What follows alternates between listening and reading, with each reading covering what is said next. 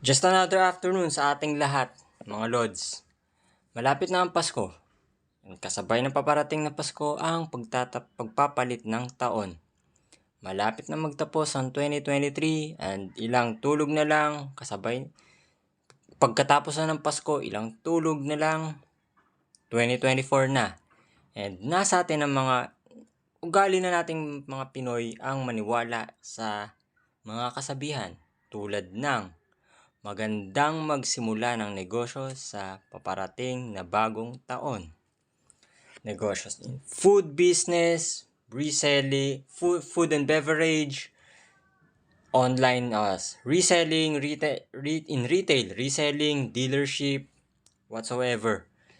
Tanong, nung una nating narinig yung ganyang yung una nating narinig yung ganyang advice, ganyang sabi-sabi, ilang taon na ang lumipas and ilang taon na ang lumipas nung una nating narinig yan, and ilang mga small businesses na, ilang mga small entrepreneurs na, small medium entrepreneurs ang nalugi and nagsara dahil sa di inaasahang pangyayaring inflation rate. 'Di ba? May kada may dito sa side na to, may nag-business ng food and beverage, snack bar or what, so nag-business ng kung ano, basta nasa retail. Nag-business yung kabila, tinapatan yung isa. Bumenta ba? Hindi, nalugi, nagsara. Dahil sa inflation rate, wala sa dalawa ang nagbaba ng presyo. Kung meron man, ilang araw lang. Then, taas agad ng presyo, di ba? So, ganyan mahalaga diyan papasok ang financial literacy. Christians, Catholics, friends in Christ Jesus, most especially sa mga business individuals. Kung kasama pa natin si Lord, ngayon hindi pa siya pumapanik sa langit. 3 lang ang pwede niyang maging trabaho. 3 nasa Bible yan.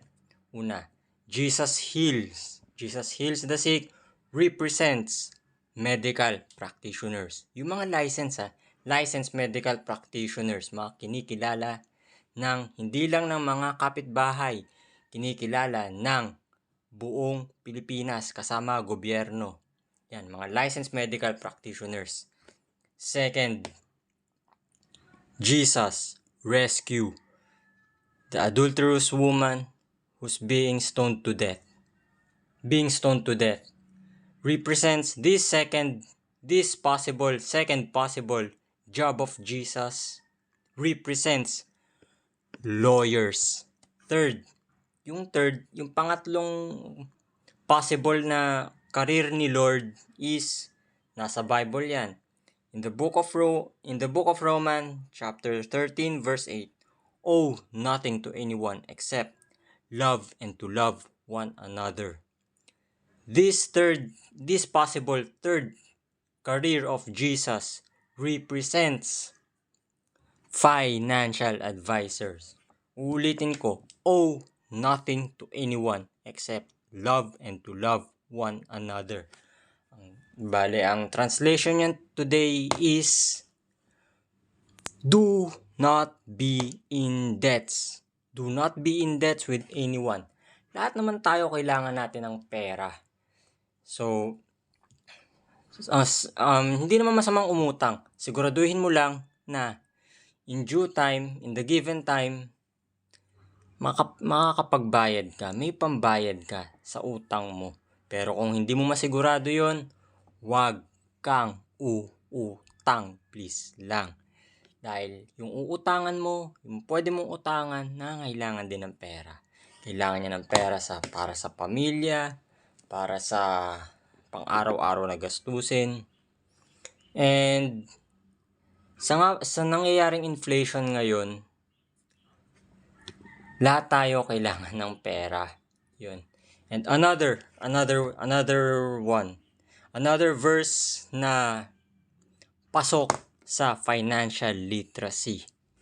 Financial literacy, nasa Bible ang may sinabi si Lord sa Bible, you will lend to many nations and borrow from none.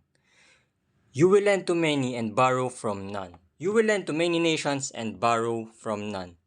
In today's translation, nasa mutual funds. You will lend to many and borrow from none. You will be a lender. Be a lender, not a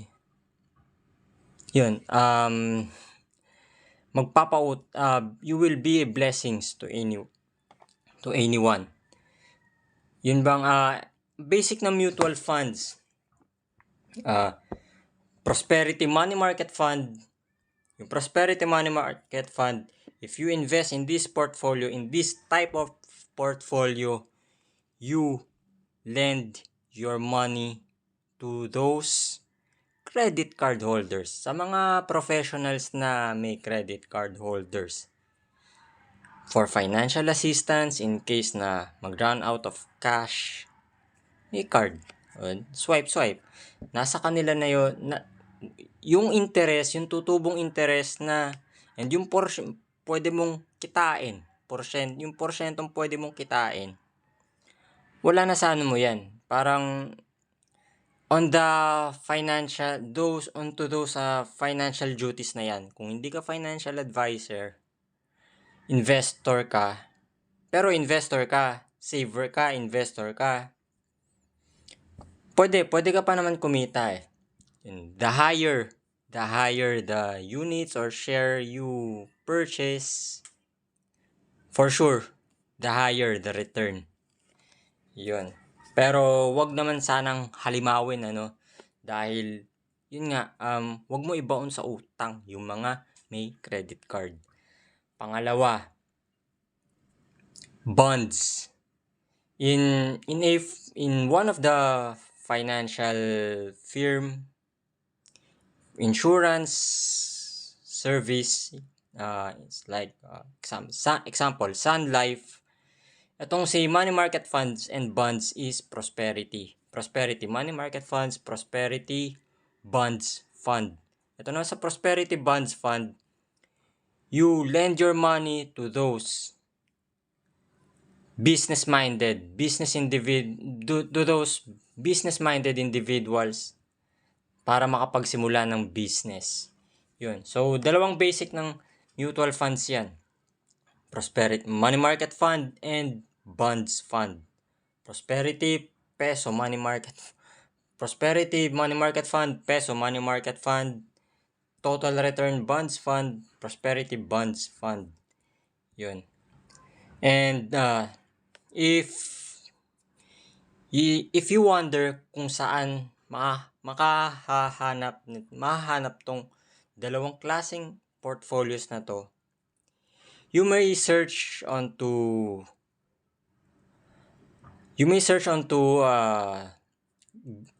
internet, Google. So, at may isa pa. Bale, after ako naman sa share ko lang experience ko.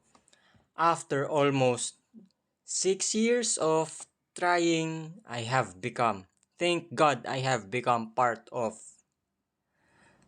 30M by 30 Financial Literacy Campaign of IMG. 30 million by 30 Financial Literacy Campaign of IMG. IMG is International Marketing Group, a financial firm that provides financial education to every individuals when it comes to saving and spending money. Saving and spending para walang nababaon sa utang. And IMG has gained trust to IMG is in collab nga pala, in business collaborations with trusted names in the financial services, financial industry, and also in the business sector. Trust in business. Yung mga malalaking negosyo lang, negosyante Huwag yung sa mga yun. So, if you want to know more, you may message me and you may like, follow, and share my page, Money Goals with E, Money Goals with E, or Money Goals with Eden on Facebook, and you may come to message me so that I can assist you with regards to information you need to know for your own benefit. To be financially literate. Choose to be financially literate and become a blessing to others. May God bless us all.